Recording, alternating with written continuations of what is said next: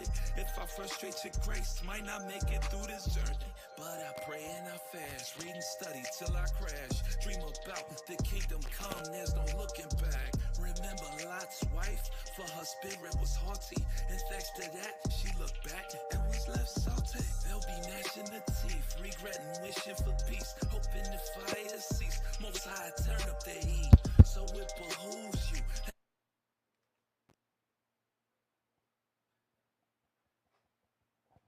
Hey, shalom, shalom. Most High in Christ bless. We're going to go ahead and get started. This is giving a sense from A to Z. We'll be 10 minutes after, so I'm assuming it's going to be a part 2. So we're going to see how it end up. But we in the book of Isaiah, the 14th chapter. So I'm going to jump right into it. All right, do me a favor. Read Isaiah chapter 14, verse 1. The book of Isaiah, chapter 14 and verse 1. Come on. For the Lord will have mercy on Jacob, and will yet choose Israel, and set them in their own land.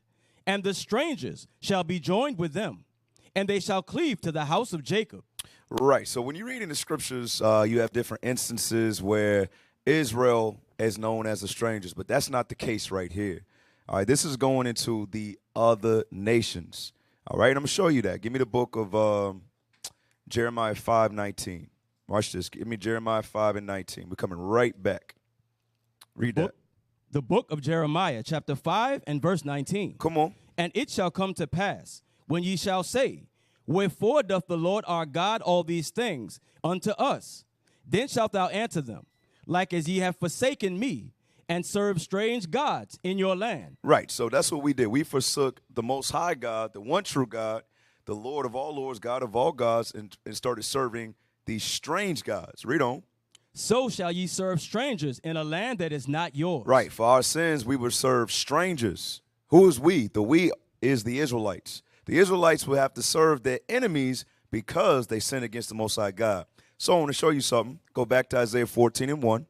Isaiah chapter 14, verse 1. Come on. For the Lord will have mercy on Jacob, and will yet choose Israel. But he's going to choose Israel this time. Read. And set them in their own land. And set them in their own land. Meaning what? They're not going to be serving in the land of the stranger anymore. They're going to be serving in their own land. Read. And the strangers shall be joined with them. Right. How do you think the strangers are going to be joined with them? They're going to be servants. The same way we were servants to them in their land, they're going to be our servants in our land. Thus saith the Lord. Read on. And they shall cleave to the house of Jacob. And they shall cleave to the house of Jacob. Similar to in want of all things, when you read the book of Deuteronomy, the 28th chapter, we will go to our enemies in the want of all things. That's how they're going to have to come to us. Do me a favor. Let's go to Zechariah. Zechariah 1 and Zechariah 2. All right. Zechariah. Give me verse 15. We'll read down a little bit. Zechariah chapter 1 and verse 15. Come on. And I am very sore displeased with the heathen that are at ease. Right, with the heathen that are at ease. Remember, the reason why Israel had to serve under the heathen or the stranger is because we sinned against our God and started worshiping their idols. All right. So it says, what happened over a course of time? The heathen, they began to be at ease, meaning what? They believed that this was the true nature, them ruling over us. And they got belligerent. They got prideful to the point where they went too far. Read the verse again. And I am very sore displeased with the heathen that are at ease. Watch this. For I was but a little displeased. And they helped forward the affliction. Whose affliction? They helped forward our affliction, the Israelites' affliction. Read. Therefore, thus saith the Lord, I am returned to Jerusalem with mercy. My house shall be built in it. Right. Meaning what? At the end of the day, he's still going to choose Jerusalem, which is Israel. Come on. Saith the Lord of hosts. And a line shall be stretched forth upon Jerusalem. Read. Cry yet, saying, Thus saith the Lord of hosts, my cities through prosperity shall yet be spread abroad. Come on. And the Lord shall yet comfort Zion. You see that? God said he's yet going to comfort Zion. Even though the heathen was at ease, even though the stranger, they was ruling over us, he said he's yet going to comfort Zion, which is Jerusalem. Read. And shall yet choose Jerusalem. And shall yet choose who? Jerusalem. Go to Zechariah 2. All right, that's what the whole Bible's about. It's about the Israelites falling from grace, all right, falling into temptations, worshiping other gods, and they got sent into captivity. But at the end of the day, the Most High God allowed these things to happen so he can show his might in the end, that he is the one true God, and these are in fact his people. And he is not going to forsake them. That's the whole tone of the Bible. All right, but let the Christian church tell it we're all equal. That's not in the Bible.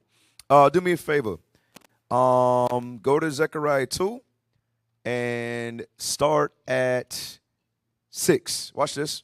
Zechariah chapter 2 and verse 6. Watch. Ho, ho, come forth and flee from the land of the north. Come on. Saith the Lord, for I have spread you abroad as the four winds of the heaven. Why? Because we served other gods and committed iniquity. So he spread us across the four corners of the earth.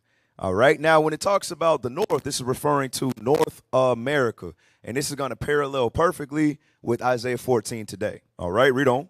Saith the Lord, deliver thyself, O Zion, that dwellest with the daughter of Babylon. Remember, Zion is Jerusalem. Give me the precept in Isaiah 52 and 1. Real quick for those who may not be familiar. All right. Isaiah 52 and verse 1. Watch this. The book of Isaiah, chapter 52 and verse 1. Come on. Awake, awake. Put on thy strength, O Zion. Oh, who? O Zion. Read. Put on thy beautiful garments, O Jerusalem. Oh, Jerusalem. So Zion is Jerusalem. So let's go back to Zechariah 2:6. Watch this. Zechariah chapter 2, verse 6. I'm sorry, 7. Verse 7. Deliver thyself, O Zion, that dwellest with the daughter of Babylon. Right. So it says the true inhabitants of Jerusalem will be dwelling where? With the daughter of Babylon. The daughter of Babylon is what? That great nation, that great kingdom that follows all of the characteristics of ancient Babylon. Who is that today? The United States of America. All right, read on. For thus saith the Lord of hosts, after the glory hath he sent me unto the nations which spoiled you. For he that toucheth you toucheth the apple of his eye. Right. So those who took it too far, those who were at ease, like it said in Zechariah 1 and 15, God says they don't know what they're doing because they're touching the apple of God's eye, which is you, the so-called blacks, Hispanics, and Native Americans today. All right. Just like you see the way they're murdering us in a mass rate, the situation that happened in Buffalo, situation that happened in Texas 2 days ago, they are touching the apple of the Most High, the apple of his eye, excuse me. All right. The Northern Kingdom, that's what took place in Texas. That's the Northern Kingdom of Israel, you so-called Hispanics and Native Americans. 2 weeks ago in Buffalo, that was the Southern Kingdom. All right. But things are going to increase. Things are going to get worse and worse and worse. Why? Because our deliverance is near. All right. This is Jacob's trouble. And right now we're experiencing the birth pains or the contractions because our deliverance is nearer than what we ever believed. All right. Jump down for me. Jump down to verse 10. Watch this. Verse 10. Come on. Sing and rejoice, O daughter of Zion. For lo, I come, and I will dwell in the midst of thee, saith the Lord. Read. And many nations shall be joined to the Lord in that day, and shall be my people. Because we'll be what? We were scattered throughout the nations, and we're going to be gathered from all of these nations. Come on. And I will dwell in the midst of thee, and thou shalt know that the Lord of hosts has sent me Watch unto this. thee. I'm sorry. Finish that. It's my mistake. Go ahead. The Lord of hosts has sent me unto thee. Watch this. And the Lord shall inherit Judah, his portion in the Holy Land, and shall choose Jerusalem again. You see that? And shall choose Jerusalem again. Let's go back to Isaiah 14 and 1. Go continue to read down. All right. So it's not just one scripture. We don't misunderstand what the Bible's saying because it's repetitive. Remember, the scripture said we must study precept upon precept. That's how we know, without a shadow of a doubt, that we know what we're talking about. Read verse 1. Isaiah chapter 14, verse 1. Come on. For the Lord will have mercy on Jacob, and will yet choose Israel, and set them in their own land. And the strangers shall be joined with them, and they shall cleave to the house of Jacob. Read on. And the people shall take them, and bring them to their place. Right. So it says, then the people shall take them and bring them to their place. Watch this. And the house of Israel shall possess them in the land of the Lord. For servants and handmaids. Right, for servants and handmaids. That's the way it should have always been, and that's how it originally was. Give us that in Leviticus 25. It's going to go back to how God originally set things up. The reason why he allowed us to be put in their possession is why? It's because we sinned against him. So things are out of order right now. But when things get set straight, when our deliverance come, it's going to go right back to the way it should have been. So give me verse 43. Leviticus chapter 25 and verse 43. Thou shalt 44. Verse 44. Both thy bondmen and thy bondmaids, which thou shalt have, shall be of the heathen. Right. So according to the way it used to be before we fell into sin, God's telling us right here, it says, all of our bondmen and our bondmaids, which we shall be of the heathen. Read on. That are round about you. Come on. Of them shall ye buy bondmen and bondmaids. Right. We shall buy and sell them as slaves. That's how it was supposed to be. God had his chosen people, and he used the other nations to what? Be our servants. Read on. Moreover, of the children of the stranger that do sojourn among you, of them shall ye buy, and of their families that are with you, which they begat in your land, and they shall be your possession. They shall be your what? Your possession. They shall be our possession. Read on. And ye shall take them as an inheritance for your children after you. For your children, meaning what? As you generate from generation to generation. All right. Those slaves or those servants, bondmen or bondmaids, that family should continue to serve you from generation to generation. Read on. To inherit them for a possession. They shall be your bondmen forever. How long? Forever. Forever. Forever. Meaning what? That's how the Most High God set it up to be. But how did this change? As a direct result of sin. All right. So now, guess what? In our repentance, when he chooses Israel, the righteous, not all Israel's going to make it because a lot of us are wicked. A lot of our people is out there killing each other. So it can't be talking about everybody. It's only talking about the righteous. So when the righteous seed or remnant is delivered, it's going to go right back to the way it was originally supposed to be. Now let's go back to Isaiah 14 and verse 2.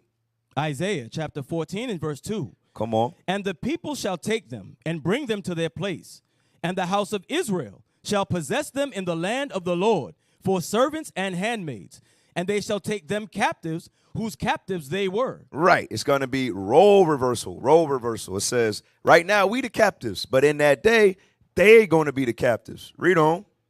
And they shall rule over their oppressors. And we shall do what? Rule over their oppressors. And we shall rule over our oppressors. Give me Isaiah 60 real quick. Excuse me. Isaiah 60 and 9. Let me get there with you. All right. Give me Isaiah chapter 60 and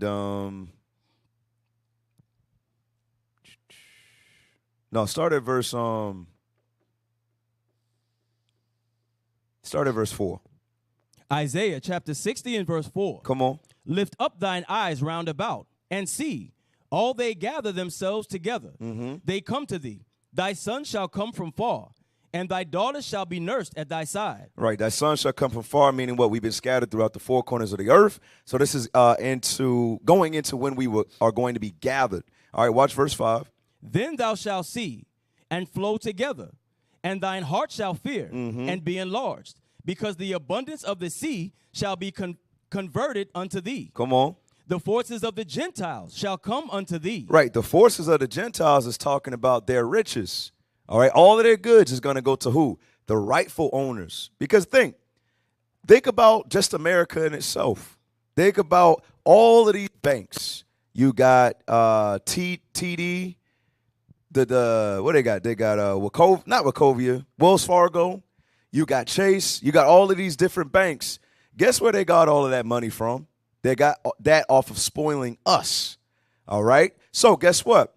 When they go into captivity, guess who's going to get all their riches? Us, the Israelites, the rightful owners, because they took all of that from us. All right. Now jump down to verse 10. Watch this. Verse 10. And the sons of strangers shall build up thy wall. Right. The sons of strangers. Who are the strangers? The other nations that are now going to be our captives or our servants or our slaves. It say, and the sons of strangers, read, shall build up thy walls, and their kings shall minister unto thee. Come on. For in my wrath I smote thee, but in my favor have I had mercy on thee. Right. In God's wrath, he smote us. He smote Israel. But in his mercy, he's going to yet choose Israel again. Read. Therefore thy gates shall be open continually. They shall not be shut day nor night. that man may bring unto thee the forces of the Gentiles, So they could continue to bring their riches or the spoils, the forces of the Gentiles, read. and that their kings may be brought. So they could become our servants, read on. For the nation and kingdom that will not serve thee shall perish. So it says the nation and kingdom that will not serve us in that day will be cut off. Come on. Yea, those nations shall be utterly wasted. Let's go to Revelation real quick. All right, Revelations 21, because a lot of people say, oh, that's the Old Testament. That already came to pass. All right, really? Let's find out. Let's go to Revelation.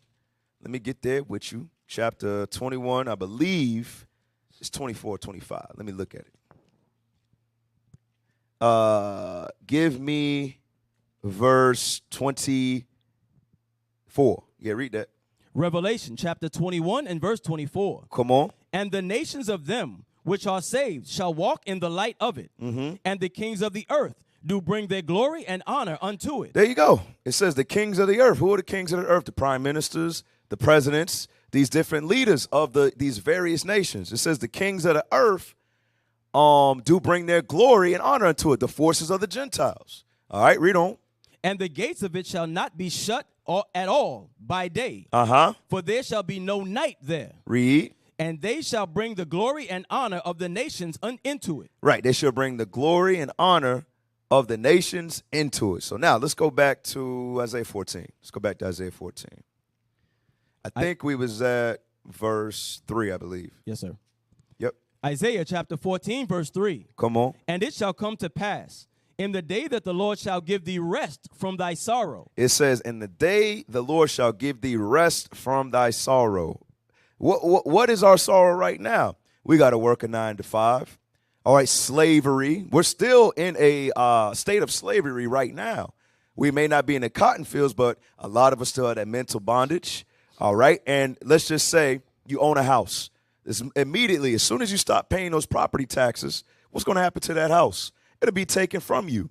But God is saying right here, and it shall come to pass in that day that the Lord shall give thee rest from thy sorrow.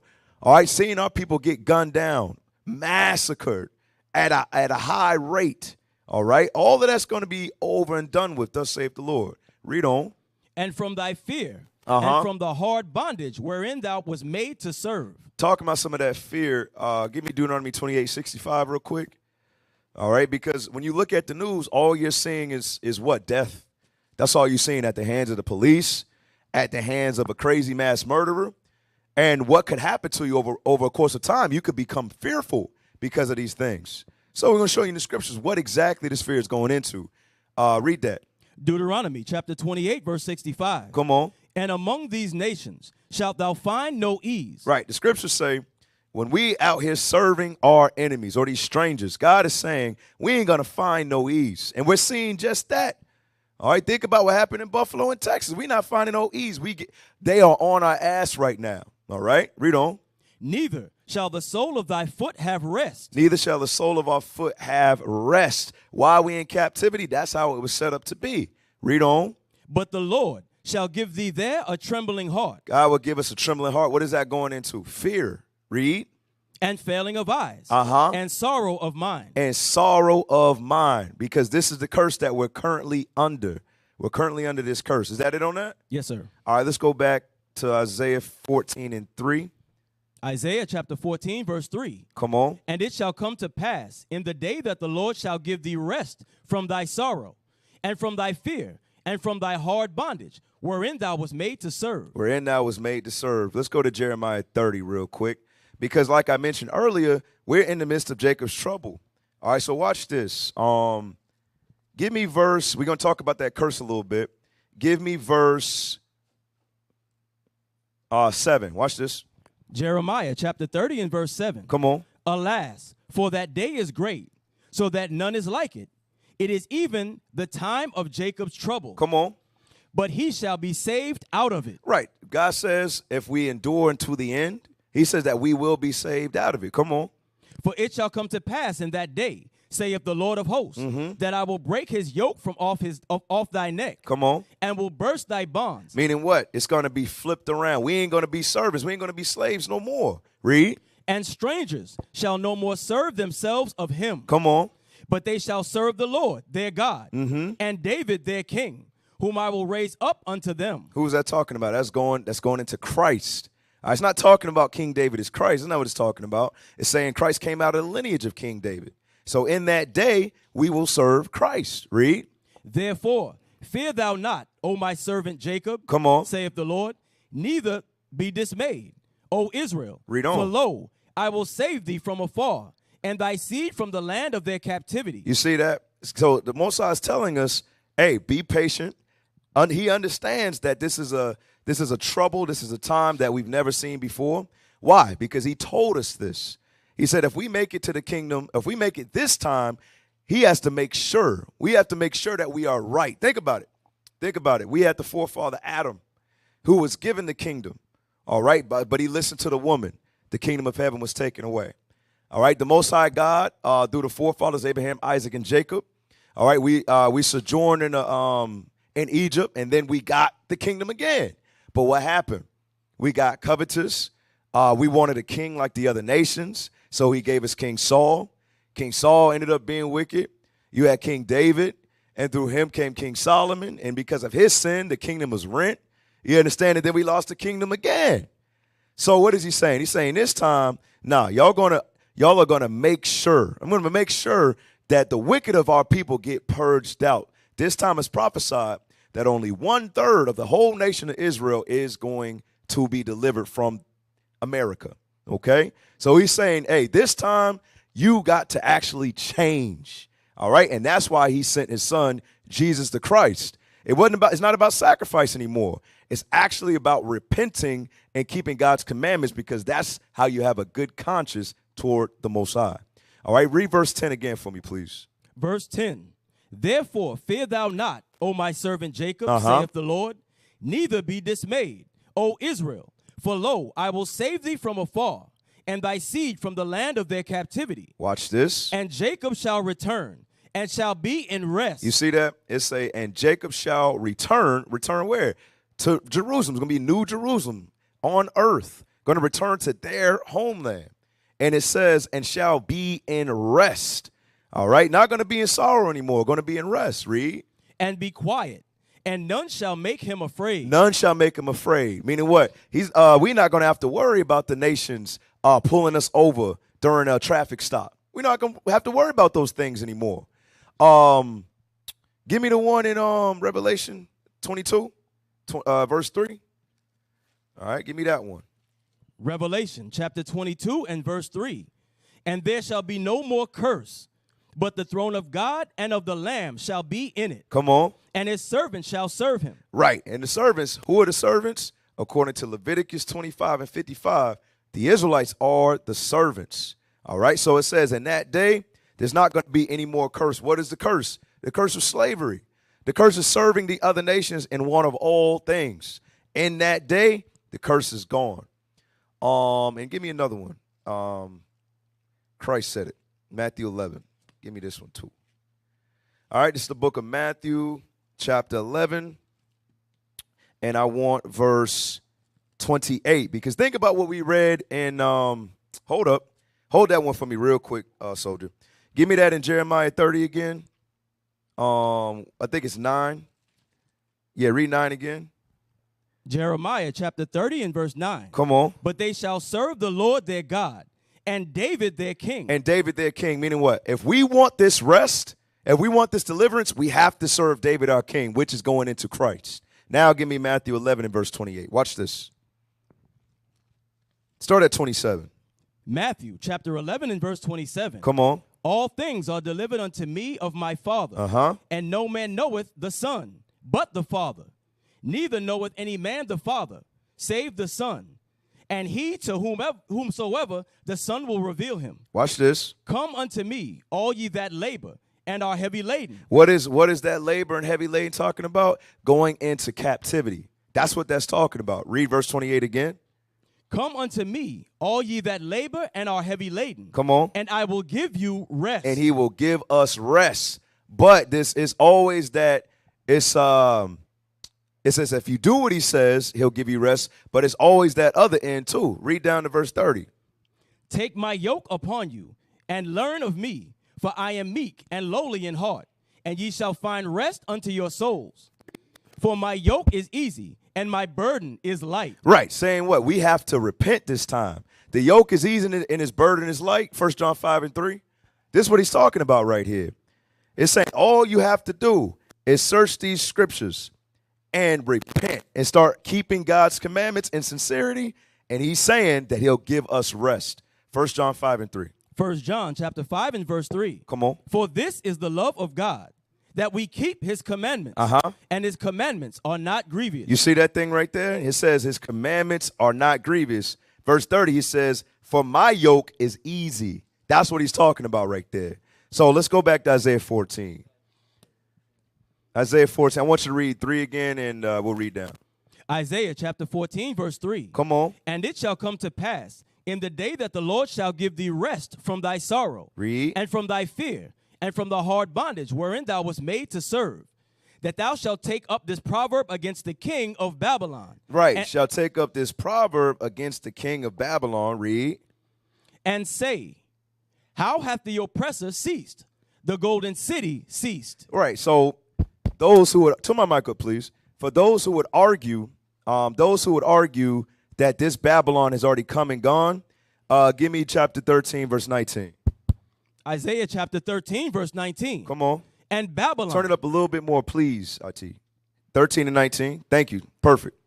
And Babylon, the glory of kingdoms, the beauty of the Chaldees, excellency, shall be as when God overthrew Sodom and Gomorrah. Right. So it says, and Babylon, the glory of kingdoms, the beauty of the Chaldees, excellency, shall be as when God overthrew Sodom and Gomorrah. So this is what you have to understand. Ancient Babylon is present day Iraq. You can visit Iraq today, meaning what? It has not been destroyed. So this Babylon spoken of in Isaiah 13 and 19, it's not talking about ancient Babylon. It's talking about the daughter of Babylon, which is the United States of America. Now go back to verse 4. Isaiah chapter 14, verse 4. Come on. Thou shalt take up this proverb against the king of Babylon, and say, how hath the oppressor ceased? The golden city ceased. Right. So it says, how hath the oppressor ceased? The golden city ceased. Go to Micah real quick. Give me Micah chapter 4 and 10. Give me that one. Micah chapter 4 and verse 10. Come on. Be in pain and labor to bring forth, O daughter of Zion. Now it says, be in pain and labor to bring forth, O daughter of Zion, going into our captivity. Going into what? We got to work. We got to rehearse the righteous acts in captivity. Read on. Like a woman in travail. Like a woman in travail. Read on. For now shalt thou go forth out of the city. Now thou shalt go forth out of the city. Read. And thou shalt dwell in the field. And thou shalt go even to Babylon. Even to where? Even to Babylon. Even to Babylon. Read on. There shalt thou be delivered. There shalt thou be delivered. So now let's go back to Isaiah 14. All right. So it matches up perfectly. Meaning what? They're going to cease with the oppression. Why? Because that's when we are going to be delivered. Read verse 4 again. Isaiah chapter 14, verse 4. Come on. That thou shalt take up this proverb against the king of Babylon, and say, how hath the oppressor ceased? The golden city ceased. Read. The Lord hath broken the staff of the wicked, and the scepter of the rulers. And the scepter of the rulers. Read on. He who smote the people in wrath with a continual stroke, he that ruled the nations in anger, is persecuted, and none hindereth. Right. Meaning what? Nobody's going to get in the way of this. All right. When the Spirit, give me that in Revelation 17 and 18. And then I want 2nd Ezra 11. All right. Nobody going to stand in the way of this thing. All right. Because it's of the Lord. Read that in Revelations real quick. The book of Revelation, chapter 17 and verse 18. Come on. And the woman which thou sawest. Give me verse 16. I'm sorry. Verse 16. And the 10 horns which thou sawest upon the beast, these shall hate the whore. Right. The 10 horns going into the EU, European Union, NATO. All right. So it says, and the 10 horns which thou sawest upon the beast, these shall hate the whore, and shall make her desolate and naked, and shall eat her flesh and burn her with fire. What type of fire? Nuclear fire. Okay, that's what that's going into right there. And no other nation, nobody is going to get in the way of that thing. Now give me 2nd Ezra chapter 11 and 39. Okay, because let me go back to Isaiah. Read Isaiah 14 and 6. I don't want to forget the thought. Isaiah chapter 14, verse 6. Come on. He who smote the people in wrath with a continual stroke, he that ruled the nations in anger, is persecuted, and none hindereth. Persecuted and none hindereth. Remember, it says, he who smote the people in wrath. 2nd Ezra 11 and 39. 2nd Ezra chapter 11 and verse 39. Come on. Art not thou it that remainest of the four beasts, whom I made to reign in my world? Who God made to reign in his world. Read. That the end of their times might come through men, through them. Through them, meaning what? Right now, we are in the end. It says the end of the world is going to come through them. Who's that? The United States of America. Okay, read on. And the fourth came and overcame all the beasts that were past. And had power over the world with great fearfulness. Had power over the world with great fearfulness. We're not the only ones catching hell. All the other nations is catching hell from America. Read on. And over the whole compass of the earth. Come on. With much wicked oppression. With what? With much wicked oppression. With much wicked oppression. Read. And so long time dwelt he upon the earth with deceit. And so long time dwelt he upon the earth with deceit. All right, now let's go back to Isaiah 14 and 7. Whole 2nd Ezra, we coming right back. Isaiah chapter 14, verse 7. Watch this. The whole earth is at rest and is quiet. When is this going to take place? When the United States of America is no longer in rule. That's when everything can go back to the way it was. That's when the earth is finally going to get that rest, that peace and quiet. Read on.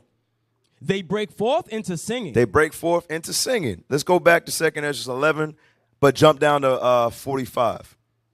2nd Ezra chapter 11, verse 45. Watch this.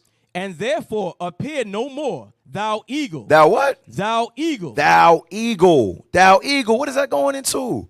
That's going into what? The national symbol of the United States of America. The bald eagle. Read it again. And therefore appear no more, thou eagle. Come on. Nor thy horrible wings. Nor thy wicked feathers.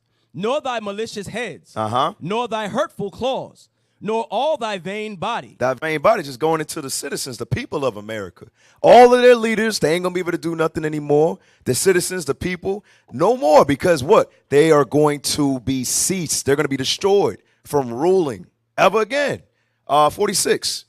That all the earth may be refreshed. You see that thing right there? God is saying that all of the earth, all nations, even including the animals, all of the creation is going to be refreshed when this wicked man is destroyed. Read verse 46 again. That all the earth may be refreshed. Come on. And may return, being delivered from thy violence. Being delivered from the violence of America. Read. And that she may hope for the judgment and mercy of him that made her. All right, so let's go back to Isaiah. Read verse 7 again. Isaiah chapter 14, verse 7. Come on. The whole earth is at rest and is quiet. They break forth into singing. They break forth into singing because everything's going to be refreshed once this wicked man is destroyed. Give me that in Revelations 11 and 18 too. And we'll come right back to verse 8. Read that. Revelation chapter 11 and verse 18. Come on. And the nations were angry, and thy wrath is come, and the time of the dead, that they should be judged, and that thou shouldest give reward unto thy servants, the prophets. Come on. And to the saints, and them that fear thy name, small and great, and should destroy them which destroy the earth. Right, destroy them which destroy the earth. That's why when they're put down, the whole earth is going to be at peace. The earth is going to be refreshed. All right, because that's what they do. They destroy the earth and everything in it. All right, go back to Isaiah chapter 14, and I want verse 8. Isaiah chapter 14, verse 8. Watch this. Yea, the fir tree rejoice at thee, and the cedars of Lebanon, saying, since thou art laid down, no fella is come up against us. Right. You ain't got to worry about Esau destroying lands anymore. You ain't got to worry about none of that stuff. All right. Give me Isaiah 55. Start at verse 12. I got a precept I want to look for. So read that real quick. See if I can find it. Isaiah chapter 55 and verse 12. For ye shall go out with joy, and be led forth with peace. The mountains and the hills shall break forth before you into singing, and all the trees of the field shall clap their hands. It says, all the trees of the fields shall clap their hands. Read on. Instead of the thorn shall come up the fir tree. So it says, instead of the thorn shall come up the what tree? The fir tree. The fir tree, meaning what? There ain't going to be no more thorns anymore. It's going to be the agriculture. Everything is going to be able to grow sufficiently because you don't have to worry about all of the poison and all the chemicals that Esau puts in the earth. Read. And instead of the briar shall come up the myrtle tree. Come on. And it shall be to the Lord for a name, for an everlasting sign that shall not be cut off. That shall not be cut off. So it's going to be a rejoicing, a pleasant time in that day, not just for us, but even for the trees of the earth.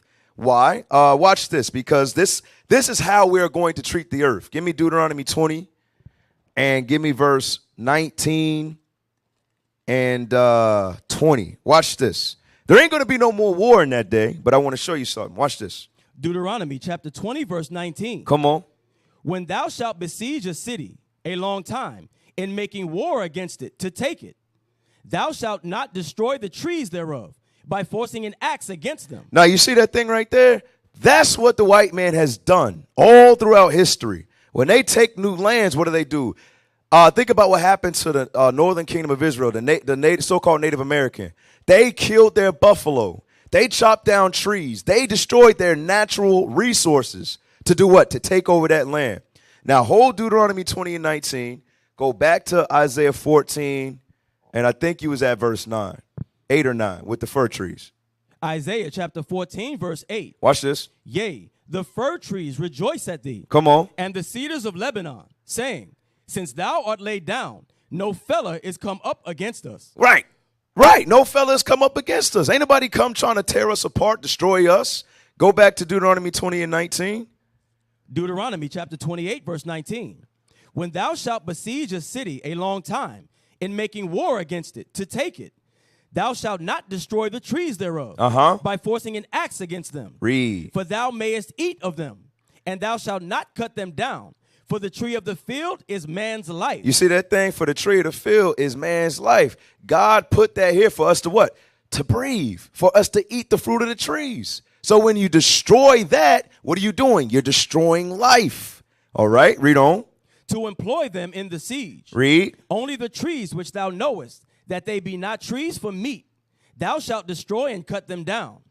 And thou shalt build bulwarks against the city that maketh war with thee, until it be subdued. So, meaning what? We're going to have the knowledge on how to treat the earth in that day. We're not going to be destroyers of the earth like Esau. We're going to follow the commandments. Now go back to Isaiah chapter 14 and pick up at verse 9. Isaiah chapter 14, verse 9. Come on.